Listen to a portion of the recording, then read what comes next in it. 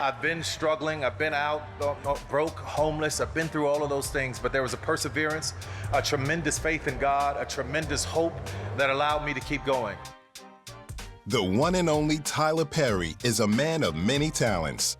A writer, director, and transformational actor. I would certainly like to think that it is I'm sorry, I just saw my face pass on a truck and it just blew, sorry, lost my whole train of thought.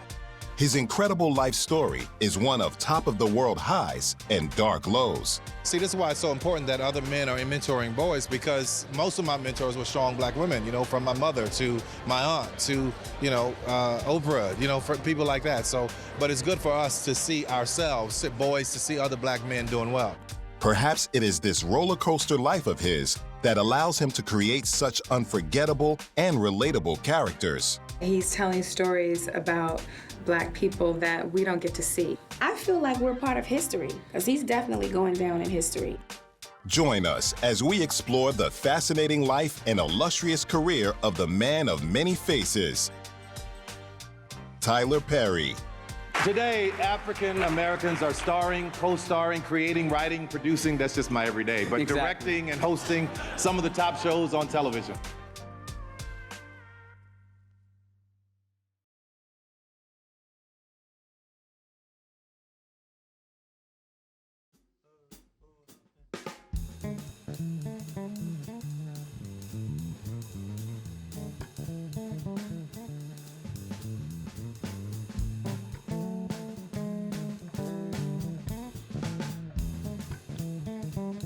Tyler Perry was born Emmitt Perry Jr. in New Orleans, Louisiana, on September 13, 1969. The son of Willie Maxine Perry and Emmitt Perry Sr., a carpenter.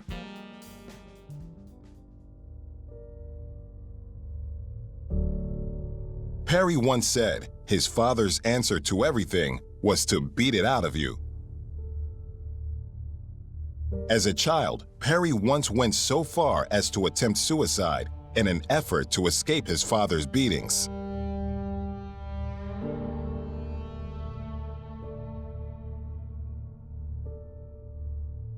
In contrast to his father, his mother took him to church each week, where he sensed a certain refuge and contentment.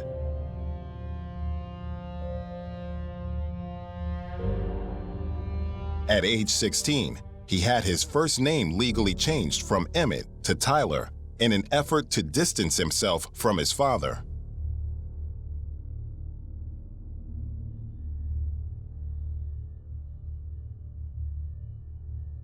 Perry says he was verbally abused and violently beaten by his father, Emmitt Perry Sr., until age 19. One night, when his mother was out, Perry's drunken father got the vacuum cleaner extension cord and trapped me in a room and beat me until the skin was coming off my back, said Perry. He also has said that his mother packed up the car with him and his sisters and drove from his birthplace of New Orleans to California, trying to flee their father, but he reported the car stolen and the family went to jail until he picked them up. Perry said his father beat his mother the entire way home.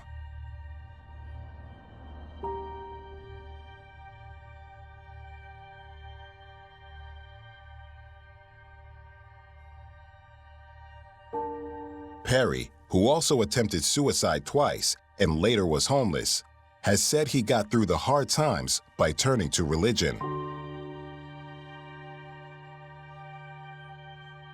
While Perry did not complete high school, he earned a GED. In his early 20s, watching an episode of The Oprah Winfrey Show, he heard someone describe the sometimes therapeutic effect the act of writing can have, enabling the author to work out his or her own problems. This comment inspired him to apply himself to a career in writing. He soon started writing a series of letters to himself, which became the basis for the musical I Know I've Been Changed. Around 1990, Perry moved to Atlanta, where 2 years later, I Know I've Been Changed was first performed at a community theater, financed by the 22-year-old Perry's $12,000 life savings. The play included Christian themes of forgiveness, dignity, and self-worth, while addressing issues such as child abuse and dysfunctional families. I think what I'm trying to do in my life and with my work is get past race and just tell stories. And I'm hoping that what I do will inspire more people to know that we're all just human beings. Not one particular race can do this or do this. We can all do all of it. Forgiveness, learning to forgive. Family, love, everything. Learning to forgive. That's the biggest lesson of this movie.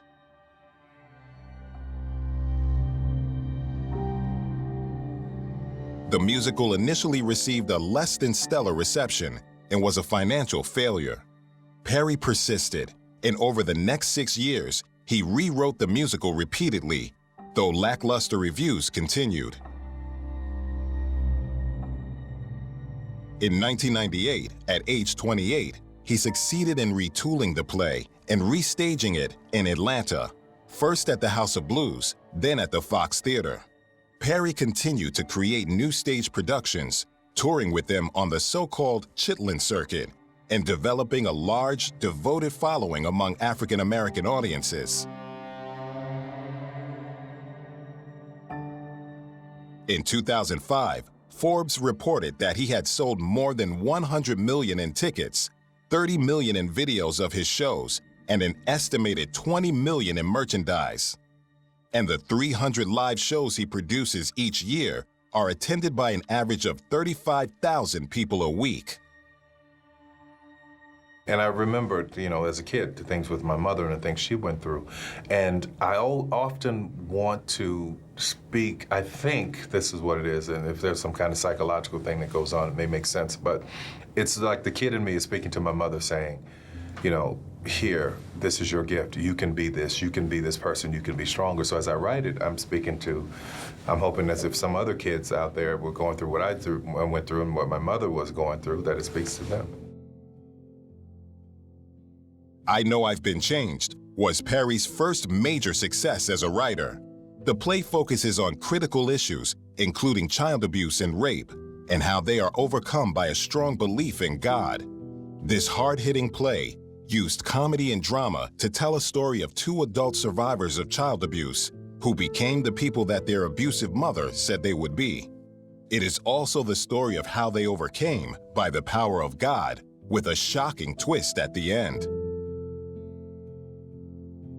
Well, what I found is that in my travels in America doing my stage shows, I found what people really responded to, and that is relationship issues and abuse and dramas. And lots of people, especially in America, are searching for answers, and I'm sure it may be the same way here, searching for answers as to how do you walk through it. So I thought the best thing to do is put it in a film format and just discuss what I've learned through these characters. And it's been very helpful for a lot of people. I've got over 1 million messages from people who have said, this movie helped me, or this play helped me, or this statement in the movie made me, all I want to do is provoke thought while entertaining. So it's been a great journey to be able to do that.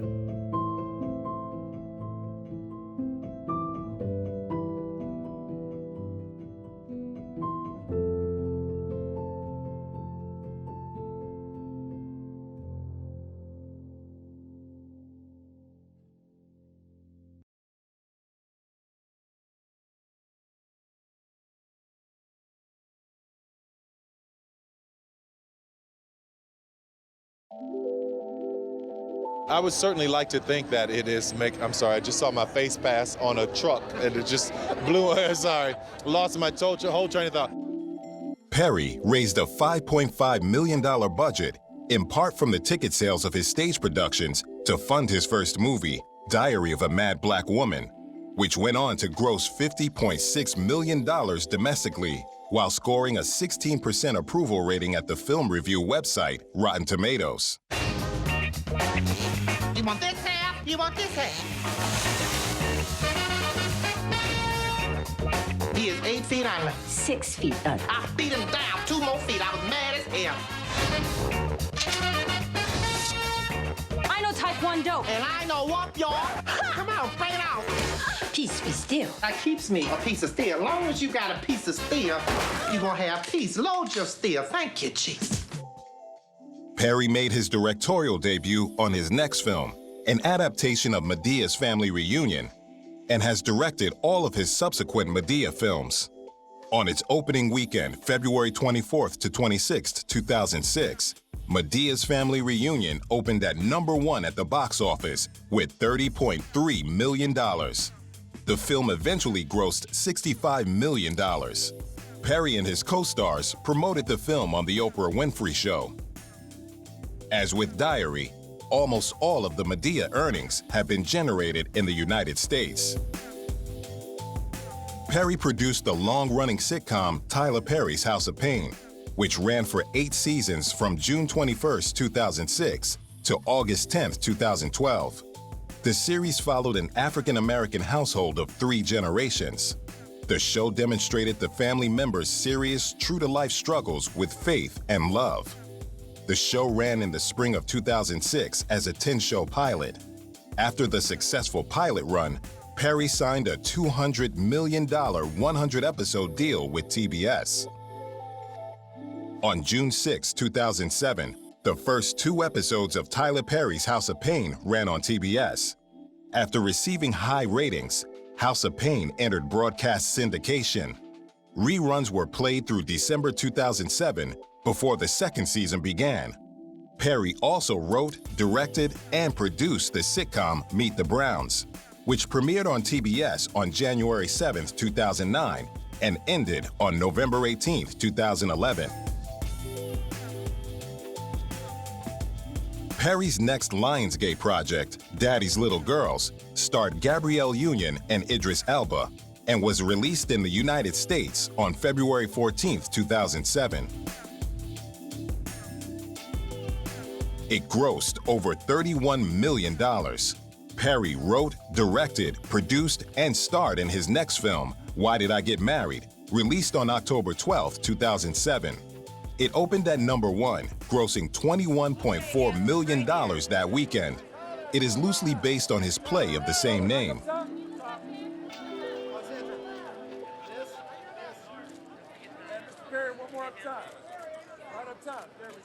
Right here, one more time. The Family That Prays opened on September 12, 2008, and grossed over $37.1 million. This film focuses on 2 families, one wealthy and the other working class, whose lives are intertwined in both love and business. I feel like we're part of history, because he's definitely going down in history. And when they talk about his work in the future, our names will be etched in stone.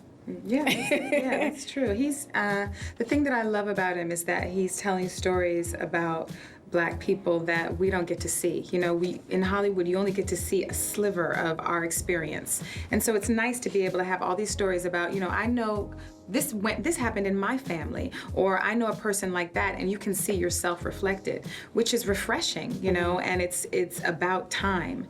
And so I was thrilled to work with him because I've been a fan of his work for a while. Me as well. This was the most difficult time I've had on this side of my success, because I was really famous with Black people and could go anywhere, and there was all the support and clapping, and you know, everybody was there with me. Then the minute I started to rise above that line and become noticed more, it became very difficult.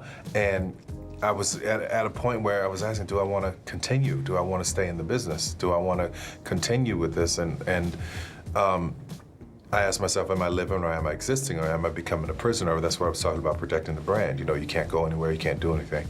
And after I came to this very clear conclusion of tell everybody who hates on it to go to hell, I felt a whole lot better.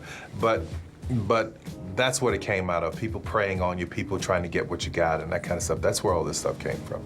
So my hope and my thought for the film is that when people walk away from it, they'll walk away realizing life is short, live it.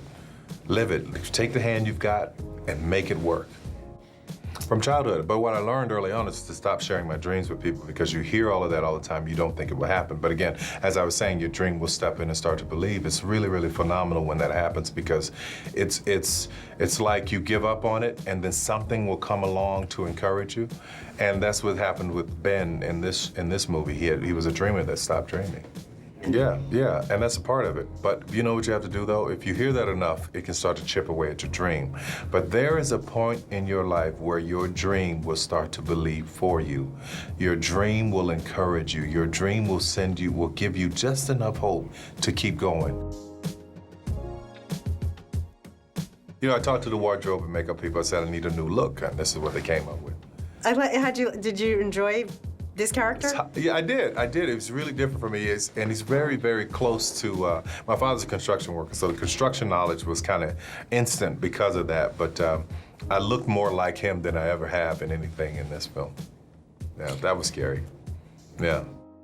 Who influences you? Would you say anyone in particular in your life and in your work? I think it's definitely Oprah. She has truly been a woman who has inspired me, who's encouraged me, who has completely just her life continues to speak great example to me. I know I've read that you've certainly had some down times in your life. Yeah. You've come up from that. What would you say to people who might be really down and out and just sort of feel like throwing it all away? Yeah, I've been there many times. I just think if you give up, you'll never get there. And you have to know that your dream will come to pass. And if you know it, no matter what, no matter how dark it gets, it will happen. In 2009, Perry teamed with Oprah Winfrey to executive produce Precious, a film based on the novel Push by Sapphire. Precious received 6 nominations at the 82nd Academy Awards, including Best Picture, Best Director for Daniels, and Best Actress for Sidibe. Monique won the award for Best Supporting Actress, while Jeffrey Fletcher won for Best Adapted Screenplay, becoming the first African American to win a screenplay award at the Oscars.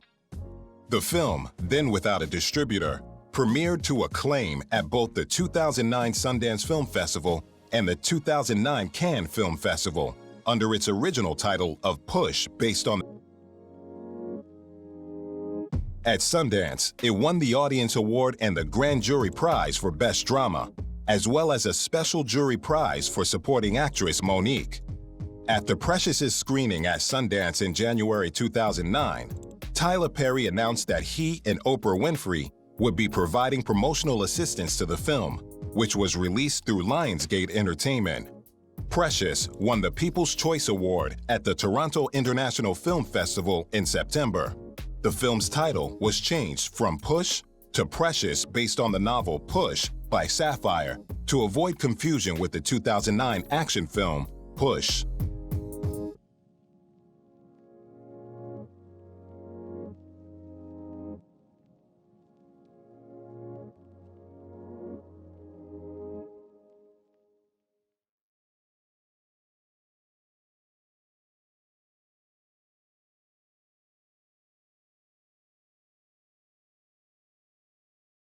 Why Did I Get Married 2, the sequel to Why Did I Get Married, opened in theaters on April 2nd, 2010. It featured Janet Jackson, Cicely Tyson, Louis Gossett Jr., Jill Scott, and Malik Yoba. The film grossed $60 million domestically, with $29 million made open. It started that way. I couldn't afford to pay a writer and a director, so I ended up having to do both. So it's all about, and I've trained myself to be able to do a lot of things at once. So it's all parts of my brain have to work, and it's not really that big of a deal for me to make the transition. It is whatever is needed or necessary at that time. Yeah. Appeared in the stage show Medea's Big Happy Family, which toured the U.S. as a stage play and was released as a movie in 2011. Written, directed by, and starring Perry, the film version of Medea's Big Happy Family raked in $25.8 million at the box office, taking second place. See, this is why it's so important that other men are mentoring boys, because most of my mentors were strong black women, you know, from my mother to my aunt to, Oprah, for people like that. So, but it's good for us to see ourselves, boys, to see other black men doing well. I always think about my mother. I always carry her up there with me. I'm carrying her right now. So, it's her memory's always with me. So I'm always thinking about her. What was your inspiration year after year? You seem to be limitless in terms of coming up with material and just so successful. You know what? The inspiration has got to be the people that are working with me on these movies and television, because there's so limited and so little opportunity. So they inspire me to keep going. They hold my arms up to make sure that I keep doing the right thing. So it works well. Perry's next film with Lionsgate was Good Deeds, in which Perry plays lead character Wesley Deeds. In order to reach some of the depths of Wesley, I had to tap into some of my own things in order to be able to do a good job at it. I mean, any actor who is really trying to connect, to have the audience connect, you draw on personal experience, and then you say the words while you're thinking or feeling your own personal experience. So I had to draw on a lot of my own stuff for this. Well, that he was very collaborative. He really wants to know what you're thinking, and if there's something that you want to change, he changes it. He just wants he wants to put you in the best possible position to do the best job that you can do and to feel comfortable about it.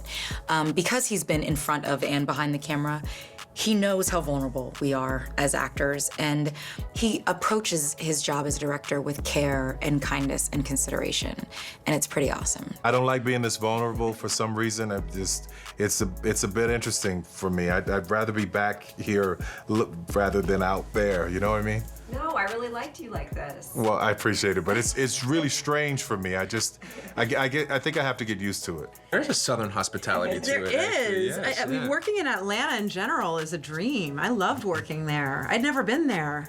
It's gorgeous. But yeah, there's Southern hospitality that is amazing. It's you definitely feel it when you're down there. You know, Tyler obviously is so great. I don't know if anyone has said he wasn't, because that would be a lie. Because he's so great to work with, and I know that we had a great experience just working with him. And this is our first film that we've done with him, so we were kind of newbies. But everything that I've heard from other friends of mine who've worked on his films came true. I mean, he's incredibly efficient. He's accessible, and even though he wears so many different hats, it's seamless. You don't see him ever get frazzled much because he's completely in control. And prepared. Yeah.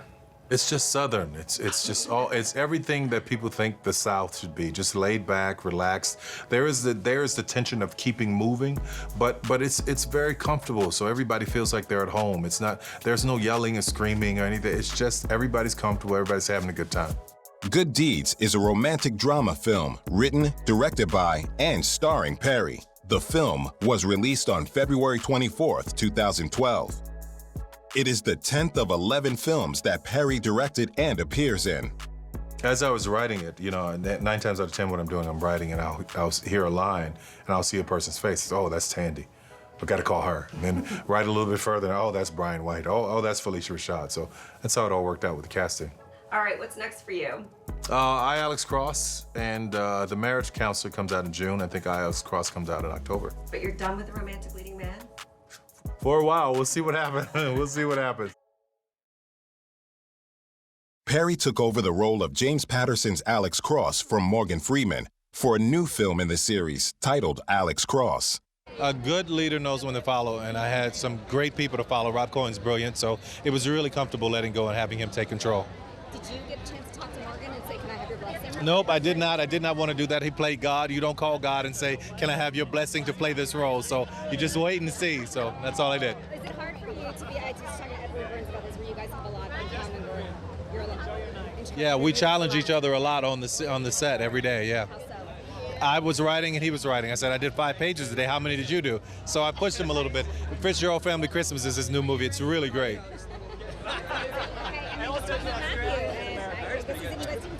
No, we didn't talk much. This is our first time having a love fest here. His transformation is unbelievable in the film. He's a crazy villain. I really enjoyed it more than anything. It was fantastic. Sure, I played Jody Klebanoff, so I'm a detective with everyone else, just trying to figure out what's going on. And it was really exciting working with Tyler, and I love playing a detective. I love doing all of the phones and the spying, and it was a good time. Are you a Scorpio? No. Scorpios, they always say Scorpios make good detectives. Oh, really? No. I'm a Scorpio and I'm not. You're not a good. I'm a Gemini, so I don't know what that means, but maybe the twins. Maybe. Yeah. So talk about working with Tyler and seeing him in his first role as really just an actor. Well, it was inspiring to see how focused he was, and that, at all times he was just in it and he was committed, and there wasn't a lot of. I didn't see any of Madea going on at all. And he was just so present and so ready and so prepared. So I think it'll come out really well.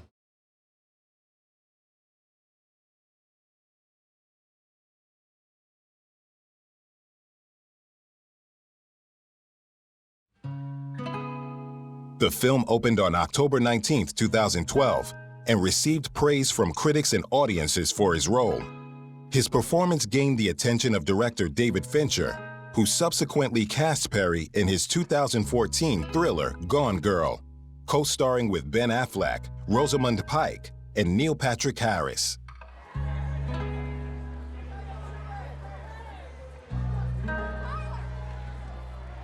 Perry directed the film The Single Moms Club, which opened on March 14, 2014. This heartfelt story follows single mothers from different walks of life that come together to create a support group to discuss their problems and how they can make them better for them and their children. Today, African Americans are starring, co-starring, creating, writing, producing. That's just my everyday. But directing and hosting some of the top shows on television. In mid-January 2016, Perry started filming his 17th film and 9th within the Madea franchise, Boo, A Madea Halloween. Boo, A Madea Halloween is a comedy horror film directed, written, starring, and co-produced by Tyler Perry. More Madea than anything, man. It's so much fun. And for new fans, it's a younger, hipper, sleeker movie, and it's just a lot of fun. Because everybody has a Madea in their family. Everybody has a Madea. One of them ones that'll snatch you up and tell you the truth and love you all at the same time. Everybody has one, yeah. I love it when it's all done and it's all completed and everybody gets to see the finished product, so that's always great. It's not one thing that you use with both. No, not writing is the one I can do alone, so that's about solitude for me, so that's the one I enjoy the most. The idea for the film originated from a fictitious Madea Halloween movie that was mentioned in Chris Rock's 2014 film, Top. It is the 8th film in the Madea series and the second to not be adapted from a stage play. A sequel, Boo 2, A Madea Halloween, was released in October 2017. You know, Madea is my ride or die, you know what I mean? Me and Muff been rolling together a long time, so, you know, it's just all love, all respect, you know. Every time I work with Tyler, you know, Madea, I learn so much, you know what I mean? And to see him in character, and giving you directions and running the whole get up, it's just something to see, and I'm just blessed and thankful, you know, to even be a part of the TPS family. It was amazing. Honestly, it was like crazy and a bunch of stuff going on, but I loved every minute of it, and just watching him like transform between characters is like unreal. And I've watched this stuff for so long, so like the whole Madea transformation, I feel like I was like fanning like in the back. I'm like, oh my God, that's Madea right there. Like, so I'm like, wait, get into character, okay. So it was just amazing watching the whole thing. And the best part about it is this is for your grandma, your granddaddy, you know, for the whole entire family, small, you know, to the eldest, yeah. At first I gotta start out with, the daughter has gotten really bizarre, especially now that she's 18. What is it about when we turn 18, we just think we own the world? Just about that fear of never being able to die and invincible, living forever. Yeah, I think all teenagers had it. Right. When you get to my age, though, you kind of slow down and go, well, I better slow my ass down a little bit up in here. Yeah, yeah. Well, I understand completely. It's like, go, have a good time. I'll see you tomorrow. For sure, for sure. And then Brian's just trying to be the good dad, even though he is kind of like stuck with the, you know, when they have the petting farm and all like that. Yeah, he's stuck back in the day. He just won't let her grow up. So he's got issues as well. He just wants her to be his little girl forever. But, you know, it's hard when kids change. Yeah. And then you've got Madea and the whole group and your dad, who is really off the chain in this one. Listen, I'm letting Joe cut loose. I feel like Joe's getting to a point where he feels like he's going to die, so he can say anything he wants to say. And that happens a lot with older people, so I'm loving it. I'm loving it. Oh, yeah, because, I mean, there's certain lines I'm looking at, I'm just going, whoa, Joe! Yeah, he needs his own movie, man. He needs his own rated R movie. Yeah. That's not a bad idea. We'll see. That's right. Yeah. And then you've got to go on, of course, you know, with the whole Halloween thing. I mean, the frat guys are back. Yeah. They're still just as, you know, off the wall. And now they go out to someplace again. What is it about? Oh, people got killed here. Let's go hang out there. Yeah. It's just youth. That youth. We're like, oh, this will be fun. This is exciting. This is thrilling. Yeah. I didn't need that growing up. I lived in the hood, so it was just a thrill to get home every day. It was Halloween every day. Yeah, that's right. That's right. That's right. And then, of course, Madea. She's back, her and the whole group. And another part that I love, that's another part of her character, is that Cadillac. I love that you're the car. second person to say that. Yeah, yeah. We have two, and we keep them running in tip-top shape, and it's definitely part of her. I have to put that in a museum somewhere. The Henry Ford Museum. Yeah, right? There you go. Well, the Cadillac. You can't put the Ford in the Cadillac. That's General Motors. Oh, but we can... Yeah, okay. Smithsonian. There you go. Oh, there you go. There Okay, you go. okay, We'll put great, it in there. That'll great, work. Great. But, yeah, like I said, just a lot of fun, and it's just so weird when all of a sudden the horror characters start showing up. Yeah. Because then Madea and her friends, it's kind of like the crabs in a barrel. Yeah. It's like, I'm saving myself. I'll see you in the car. You better catch up. We all out of here. Yeah. I just want to do something again, man, that was silly, that the timing is right again, so people can laugh. Just go out and laugh. The life is so short. So much is going on in the world. Everything's so heavy. Take 100 minutes to go laugh at something silly.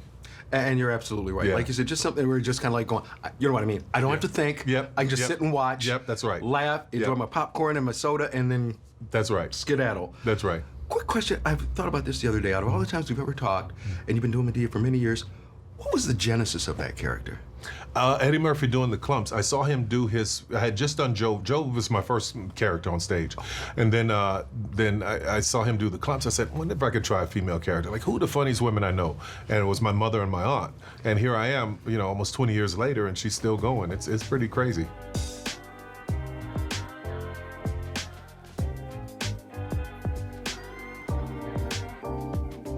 I mean, Tyler Perry wrote an incredible script. It was really literally there. I didn't have to do a lot of background. I did some. There was nobody else that I wanted to do the role. I mean, Taraji's amazing. She's incredible. She's an incredible actress, and she can do anything. So of course it was her. Well, they're not expecting this. They're not expecting a thriller. And when he called, I was very excited because he said to me, I want to do something different. And I'm always up for a good challenge. Well, it's the first time the artist in me got a chance to express himself in film, so I'm pretty excited about it.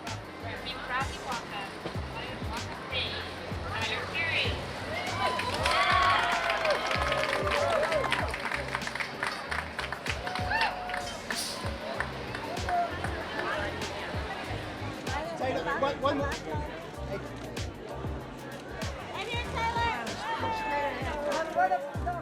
Oh, it means a great deal. It means a sense of accomplishment. It means a sense of all the hard work I put in, all the daily movement to get it done was the right thing. I was on the right path. So all that means a great deal to me.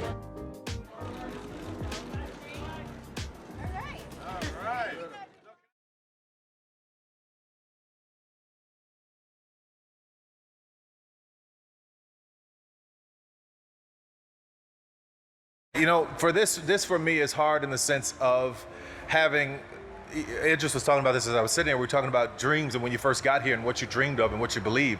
And we all thought, it'd be great to have that one day.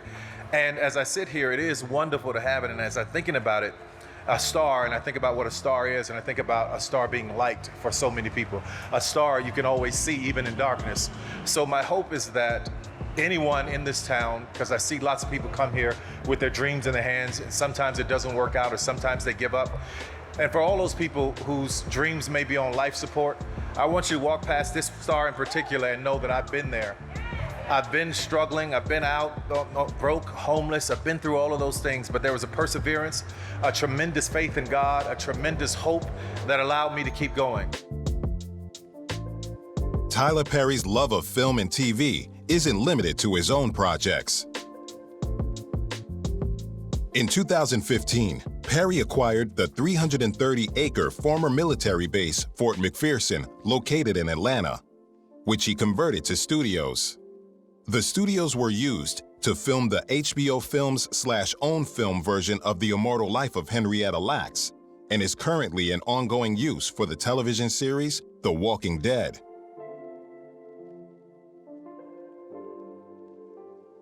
50,000 square feet of the site are dedicated to standing permanent sets, including a replica of a luxury hotel lobby, a White House replica, a 16,000 square foot mansion, a mock cheap hotel, a trailer park set, and a real 1950s style diner that was relocated from a town 100 miles away.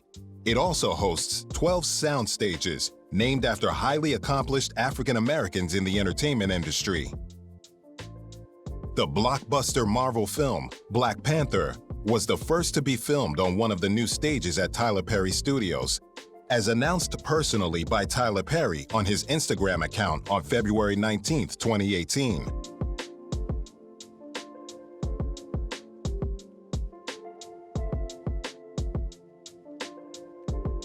Tyler Perry Studios is one of the largest film studios in the nation and established Tyler Perry as the first African American to outright own a major film studio. Perry is a Christian. He has become good friends with Janet Jackson, Will Smith, and Oprah Winfrey. Many of the themes in his work reflect theology and social behavior, indicative of the predominantly Black church culture, such as the many scenes in both his stage and screen work that feature church settings and worship styles commonly found in predominantly African American churches, including showcases of gospel music and artists. In 2007, Perry bought a 17-acre estate in the Paces neighborhood of Buckhead, Atlanta. In May 2016, he sold the house for $17.5 million, also closing the biggest deal ever for a private home in the Georgia capital. In 2013, his company, ETPC LLC, purchased around 1,100 acres in the New Manchester, Georgia area of Douglas County, Georgia. On July 20th, 2009, Perry sponsored 65 children from a Philadelphia day camp to visit Walt Disney World after reading that a suburban swim club, the Valley Swim Club in Huntington Valley, Pennsylvania, had shunned them. He wrote on his website, "I want them to know that every act of evil that a few people will throw at you, there are millions more who will do something kind for them." On December 8, 2009, Perry's mother, Willie Maxie Perry, died at age 64, following a long period of illness.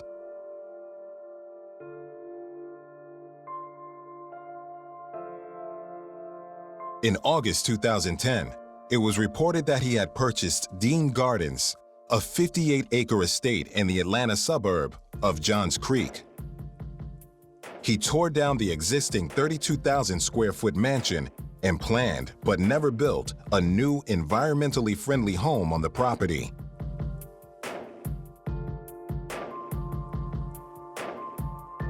Tyler Perry had been in a long-term relationship with Galila Bekele since 2007, when on November 30th, 2014, they welcomed their son into the world. The couple liked to keep their lives away from the public.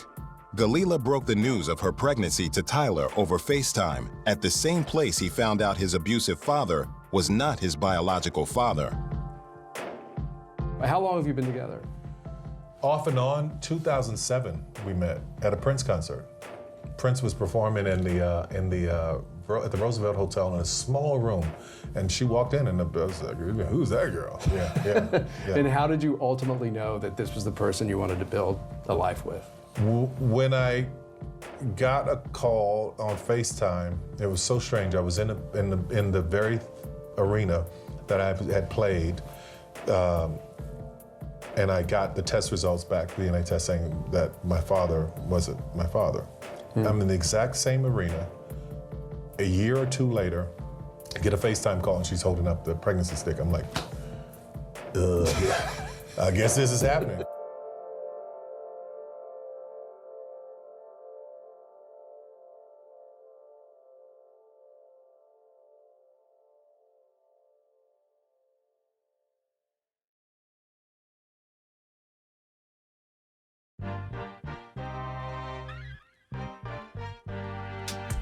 There is no doubt that Tyler Perry has had a roller coaster life, but his love of his craft and of God has carried him from success to success.